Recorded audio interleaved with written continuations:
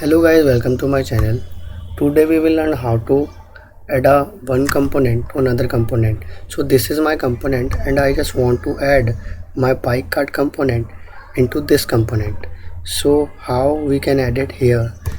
We just need to write C for representing a component hyphen and type your component name bike.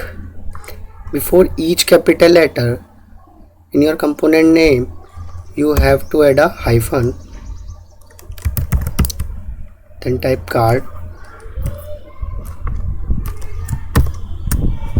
like this. So this is the component I have added here, deployed it.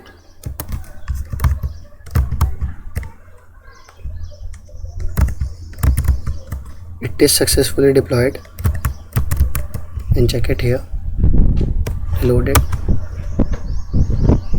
So this is my bike card component successfully added.